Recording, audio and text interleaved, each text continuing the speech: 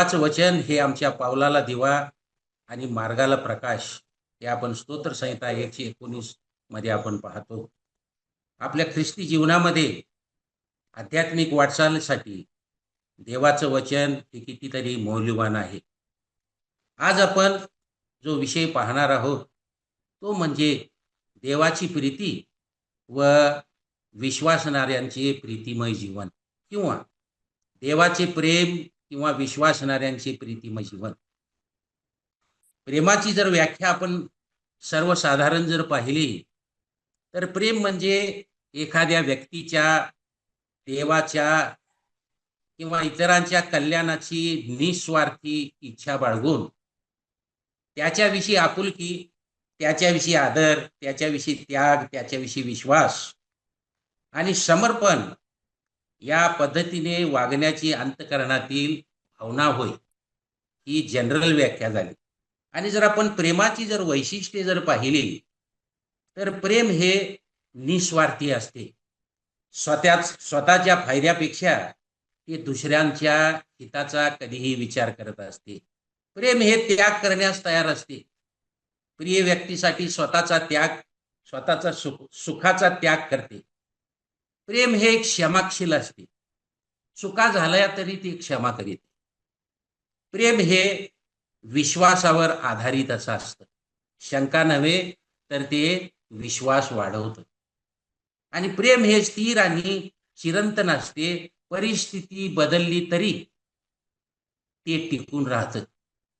आता पवित्र शास्त्रानुसार प्रेमाची जी व्याख्या आहे जर ती आपण जर पाहिली तर पवित्र शास्त्राप्रमाणे प्रेम ही केवळ भावना नसून ती कृती आहे. आणि पहिले कोरिन्थीस पत्रिकेचा 13वा अध्याय 4 ते 8 वचनामध्ये प्रीतीविषयी किंवा प्रेमाविषयी लिहिलेलं आहे. त्यामध्ये असं आपणाला आढळून येतं, प्रेम सहनशील आहे, प्रेम दयाळू आहे, प्रेम मत्सर करीत नाही, प्रेम बढाई मारित नाही आणि प्रेम फुगत देखील नाही. परंतु प्रभू येशू ख्रिस्ताच्या प्रेमाची सर्वोच्च व्याख्या या ठिकाणी दिलेली आम्ही पाहतो ती अशी आहे. जर आपण योहान सुवर्तमान याचा 15वा अध्याय 13वे वचन जर वाचलं तर त्या ठिकाणी असं लिहिलेलं आहे, यापेक्षा मोठे प्रेम कोणाचे नाही की कोणी आपल्या मित्रासाठी आपला प्राण द्यावा. ही प्रभू येशू ख्रिस्ताने दिलेली प्रेमाची सर्वोच्च व्याख्या आपण पाहतो. आता देवाने प्रेमाविषयी काय म्हटलेलं आहे हे जर आपण पाहिलं तर पहिले योहान याचा 4था अध्याय आणि 8व्या वचनामध्ये या ठिकाणी असं म्हटलेलं आहे, देव प्रीती आहे, देव प्रीती आहे. तर या सर्वाचा जर आपण आढावा पाहिला तर प्रेमाची, प्रीतीची संक्षिप्त व्याख्या अशी आहे, प्रेम म्हणजे दुसऱ्याच्या हितासाठी निस्वार्थपणे, त्यागाने, विश्वासाने आणि कृतीतून व्यक्त होणारी दैवी भावना. ही प्रेमाची व्याख्या आहे. आता प्रेमाचे जर आपण प्रकार जर पाहिले तर 4 प्रकार आहेत. पवित्र शास्त्रामध्ये जे देवाचं निस्वार्थी जे प्रेम आहे, दैवी प्रेम, जे त्याने मानवावर जे प्रेम केलं ते प्रेम म्हणजे अगापे लव आहे. अगापे लव आहे. अगापे हा शब्द इब्री भाषेत आहे. त्याचा अर्थ निस्वार्थी दैवी प्रेम म्हणजे देवाचे मानवावरील प्रेम. दुसरं प्रेम आपण पाहतो फिलिया, म्हणजे मैत्रीचं प्रेम. आमची जी मैत्री असते एकमेकांमध्ये त्या मैत्रीचं प्रेम. आपण पवित्र शास्त्रातून जर दाविदाचं आणि योनाथानाचं जर उदाहरण पाहिलं तर त्यांचं प्रेम हे मैत्रीचं प्रेम. तिसरं प्रेमाचा प्रकार जर आपण पाहिला तर स्टॉर्जे म्हणजे कौटुंबिक प्रेम. आई वडिलांचं प्रेम, त्याचप्रमाणे मुलांच्या आणि आई वडिलांचं प्रेम, भावा बहिणींचं प्रेम, पालक आणि मुले यांचं प्रेम, हे कौटुंबिक प्रेम म्हणजे स्टॉर्जे हा तिसरा प्रकार आपण पाहतो. आणि चौथा प्रकार म्हणजे इरॉस, वैवाहिक प्रेम, पती पत्नींचं प्रेम.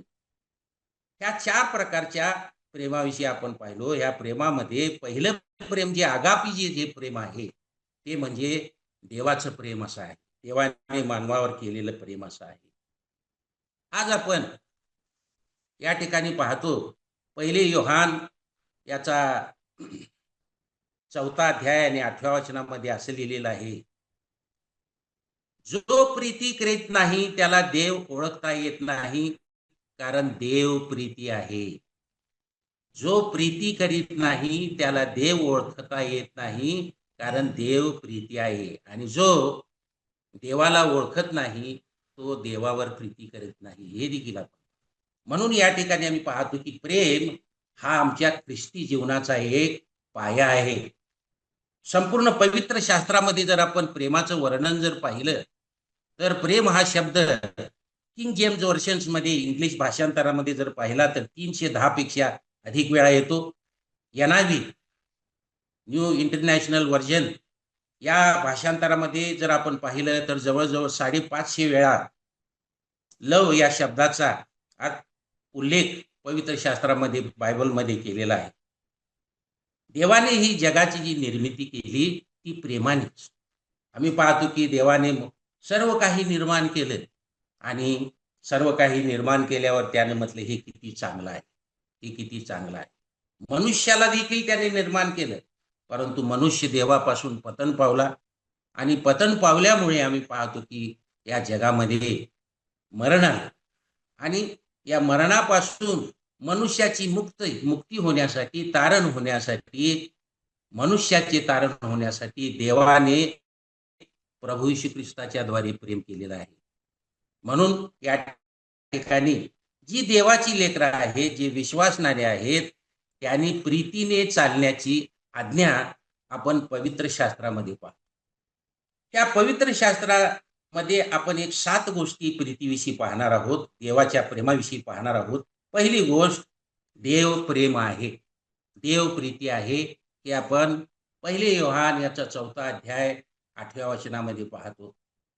कारण की आम्ही पाहतो की देवाने जे प्रत्येक कार्य केलेलं आहे ते प्रेमातूनच केलेलं आहे.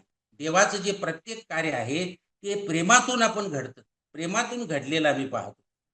आम्ही पाहतो की जग हे देवापासून दूर असं गेलेलं होतं, ते पापात पडलेलं असं होतं आणि ते देवाला देखील सोडलेलं असो. आम्ही पाप आणि अपराध यामध्ये मेलेले असे होतो, आम्ही दुष्कर्मे करणारे होतो, आम्ही देवाचे वैरी असे होतो, त्याच्यापासून दूर असे गेलेले होतो. परंतु देवाने मनुष्याला सोडलं नाही, त्याने तारणाची योजना तयार केली. कारण की देव प्रीती आहे, देव प्रीती आहे. देव आपल्यावर निरपेक्ष प्रेम करतो. परिस्थिती बदलली तरी देव बदलत नाही, त्याची प्रीती आम्हावर सार्वकालिक सदा सर्व आहे. इर्मयाचं पुस्तक याचं 31वा अध्याय आणि 3ऱ्या वचनामध्ये असं म्हटलेले आहे, मी तुला सार्वकालिक प्रीतीने प्रेम केले आहे, मी तुला सार्वकालिक प्रीतीने प्रेम केले. तर पहिली गोष्ट या प्रीतीविषयी आम्हाला या ठिकाणी पाहायला मिळते म्हणजे देव प्रीती आहे किंवा देव प्रेम आहे. दुसरी गोष्ट, देवाच्या प्रेमाची सर्वोच्च अभिव्यक्ती म्हणजे प्रभू येशू ख्रिस्त आहे. देवाच्या प्रेमाची सर्वोच्च अभिव्यक्ती म्हणजे प्रभू येशू ख्रिस्त आहे. देवाने आपल्या प्रेमाचा जो सर्वोच्च पुरावा जो आहे तो येशू ख्रिस्ताच्या द्वारे दिलेला आहे. आपणाला माहित आहे, देवाने जगावर एवढी प्रीती केली, एवढी प्रीती केली, ज्याची लांबी, रुंदी, खोली, उंची देखील मोजता येत नाही, एवढी मोठी नाही, एवढी प्रीती केली की त्याने आपला एकुलता एक प्रिय पुत्र प्रभू येशू ख्रिस्त आम्हासाठी दिला. तो मनुष्यासाठी मनुष्याचं रूप धारण करून तो आला आणि जो कोणी त्याच्यावर विश्वास ठेवेल त्याचा नाश होणार नाही, तर त्याला सार्वकालिक जीवन प्राप्त होईल. या ठिकाणी आम्ही पाहतो की देवाच्या प्रेमाची सर्वोच्च अभिव्यक्ती, देवाच्या प्रेमाचं सर्वोच्च अभिव्यक्ती म्हणजे प्रभू येशू ख्रिस्त आम्ही पाहतो. कारण की तुमच्या आमच्यासाठी जे आम्ही पापामध्ये होतो, आम्हाला मरणाची शिक्षा नक्कीच अशी होती, परंतु आम्ही पाहतो की प्रभू येशू ख्रिस्ताने ते क्रुसावरचं मरण, आम्ही पाहतो की आमच्या पापासाठी तो मरण पावला, ही देवाची प्रीती आहे. देवाने आपला एकुलता एक प्रिय पुत्र प्रभू येशू ख्रिस्त याला आपल्या स्वतःकडे राखून न ठेवता त्याने तो आम्हासाठी दिला. देवाची प्रीती प्रभू येशू ख्रिस्ताच्या द्वारे. कारण आपण पाहतो रोमकरासपत्र्याचा 5वा अध्याय आणि 8व्या वचनामध्ये असं म्हटलेलं आहे, आपण पापी असतानाच ख्रिस्त आपल्यासाठी मरण पावला. यावरून देव आपली प्रीती सिद्ध करतो. हे रोमकरासपत्र्याचा 5वा अध्याय 8व्या वचनामध्ये आम्ही पाहतो. प्रेम केवळ शब्दात नसते, तर ते कृतीत असते. देवाने प्रभू येशू ख्रिस्ताचं जे समर्पण क्रूस करावरील खांबावरील आहे, त्या कृतीद्वारे त्याच्याद्वारे त्याने आम्हावर प्रेम केलेलं आहे. देवाने प्रथम आपल्यावर प्रेम केलेलं आहे. तिसरी गोष्ट, प्रेमाची वैशिष्ट्ये काय आहेत जर आपण पाहिलो तर पवित्र शास्त्रामध्ये 1 कोरिन्थीय याचा 13वा अध्याय 4 ते 7 वचनामध्ये प्रीतीविषयी या ठिकाणी लिहिलेलं आहे. त्याविषयी पाहत असताना 4 ते 7 वचनामध्ये प्रीती सहनशील आहे, परोपकार आहे, प्रीती हेवा करीत नाही, प्रीती बडाई मारीत नाही, उगत नाही, ती गैरशिस्त वागत नाही, स्वार्थ पाहत नाही, चिडत नाही, अपकार स्मरत नाही, ती अनितीत आनंद मानते, तर सत्यासंबंधी आनंद मानते, ती सर्व काही सहन करते, सर्व काही मानण्यास सिद्ध असते, सर्वांची आशा धरते, सर्वात संबंधाने धीर धरते. या ठिकाणी प्रीतीची लक्षणं आपणाला पाहायला मिळतात. प्रीती सहनशील आहे, प्रीती दयाळू आहे, प्रीती मत्सर करीत नाही, प्रीती बडाई मारीत नाही, प्रीती फुगत नाही. या संदर्भामध्ये प्रीतीची वैशिष्ट्ये या संदर्भामध्ये पाहत असताना 4 गोष्टी आपणाला शिकायला मिळतात. पहिली गोष्ट म्हणजे प्रेम सहनशील असते, दुसऱ्यांच्या चुका सहन करते, उतावळेपणा करत नाही. दुसरी गोष्ट, प्रेम दयाळू आहे, ते मदत करतं, ते इतरांचा विचार करतं, आणि खरी प्रीती ती हीच आहे. आणि प्रेम मत्सर करत नाही, याचा अर्थ इतरांच्या यशात ते आनंद मानतो. आणि प्रेम क्षमा करते, राग धरून राहत नाही, राग धरून राहत नाही. इफिसकरासपत्र याचा 4था अध्याय 32व्या वचनामध्ये असं म्हटलेलं आहे, एकमेकांची दयाळू व कनवाळू व्हा, आणि देवाने ख्रिस्तामध्ये तुम्हाला क्षमा केली तशी तुम्हीही एकमेकांना क्षमा करा. आम्ही एकमेकांना क्षमा करणे हे अगत्याचं आहे, कारण की आमचा देव प्रीती आहे. चौथी गोष्ट, प्रेम ही सर्वात मोठी आज्ञा आहे. प्रीती करणे ही सर्वात मोठी आहे. येशूने सांगितलेलं आहे की सर्वात मोठी आज्ञा प्रेमाची आहे. वचन मत्ती कृष्णवर्तमान याचा 22वा अध्याय 37, 38, 39 जर आपण पाहिलं तर त्याच्यामध्ये असं लिहिलेलं आहे, तो त्याला म्हणाला, तू आपला देव परमेश्वर याच्यावर पूर्ण अंतकरणाने, पूर्ण जीवाने व पूर्ण मनाने प्रीती कर. हीच मोठी व पहिली आज्ञा आहे. तिच्यासारखी दुसरी ही आहे की तू आपल्या शेजाऱ्यावर स्वतःसारखी प्रीती कर. तू आपला देव परमेश्वर याच्यावर पूर्ण अंतकरणाने, पूर्ण जीवाने आणि पूर्ण मनाने प्रीती कर, आणि तू आपल्या शेजाऱ्यावर स्वतःसारखी. येशूने आम्हाला सर्वात प्रीतीविषयी, प्रेमाविषयी ही मोठी आज्ञा दिलेली आहे. याच्यात या वचनामध्ये 2 गोष्टी पाहायला मिळतात, एक देवावरील प्रेम आणि एक मनुष्यावरील किंवा लोकावरील प्रेम. देवावरील प्रेम पाहत असताना आपण त्याची स्तुती आणि आराधना करतो, त्याची उपासना करतो. देवावरील प्रेमाच्या द्वारे आपण त्याची आज्ञा पाळतो, आज्ञाधारकपणा देवाच्या प्रीतीमुळे. आपण प्रार्थना करतो त्याच्या प्रीतीमुळेच. आणि लोकावर आम्ही पाहतो की आपण कुटुंबावर प्रार्थना करतो, मंडळीसाठी प्रार्थना करतो, शेजाऱ्यावर प्रीती करतो आणि शत्रूवर प्रेम करतो. 5वी गोष्ट, प्रेम हे खऱ्या शिष्यत्वाचे चिन्ह आहे. प्रेम हे खऱ्या शिष्यत्वाचे चिन्ह आहे. जर तुम्ही एकमेकावर प्रीती केली तर ह्यावरून सर्व ओळखतील की तुम्ही माझे शिष्य आहात. योहान कृष्णवर्तमान याचा 13वा अध्याय 35व्या वचनामध्ये म्हणतो, लोक आपल्याला ज्ञानामुळे नव्हे, आमच्या संपत्तीमुळे नव्हे, आमच्या हुद्द्यामुळे नव्हे, आमच्या पदामुळे नव्हे, तर प्रेमामुळे ओळखतील.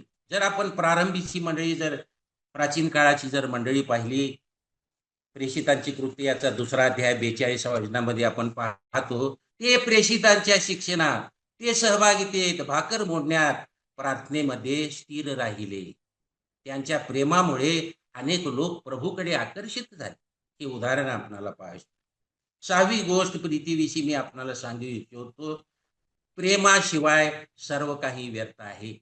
प्रीतीशिवाय सर्व काही व्यर्थ आहे. पहिले कोरिंथीयांस पत्र याचा 13वा अध्याय पहिल्याच वचनामध्ये म्हटलेला आहे. पहिल्याच वचनामध्ये उल्लेख केलेला आहे की मी मनुष्याच्या व देवदूतांच्या भाषा बोलतो. मी मनुष्यांच्या व देवदूतांच्या भाषा बोलतो, परंतु माझ्या ठाई जर प्रीती नसेल तर मी वाजणारी थाळी किंवा झणझणणारी झांज जशी आहे.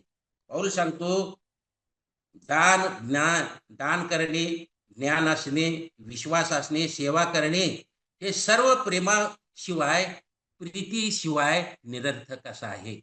आणि या ठिकाणी आपल्याला शिकवण अशी आहे, देव आपल्या कार्यापेक्षा तो आपल्या हृदयाकडे पाहतो. देव आपल्या कार्यापेक्षा आपल्या हृदयाकडे पाहतो. प्रेमाशिवाय सर्व काही व्यर्थ आहे. शेवटी 7वी गोष्ट, प्रेम हे सर्व गुणांचे बंधन आहे. वचन आम्ही पाहतो कलशेकरास पत्र याचा 3रा अध्याय 14 वचनामध्ये असं म्हटलेलं आहे, या सर्वावर प्रीती धारण करा, ती पूर्णतेचे बंधन आहे. या ठिकाणी ही जी प्रीती आहे, हे प्रेम आहे, या वचनानुसार हे एकता निर्माण करतं, ऐक्यता निर्माण करतं. ते आपले संबंध टिकवतं, ते आपली मंडळी मजबूत करतं.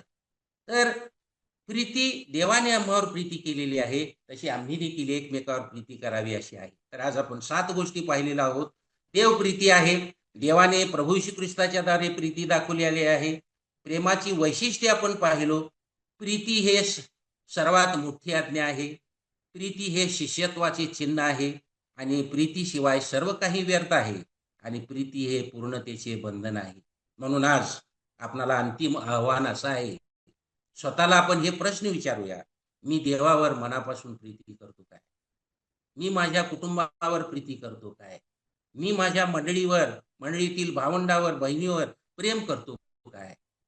मी जे मला दुखावणारे जे आहेत, माझे वैरी आहेत, त्यांची क्षमा करतो काय?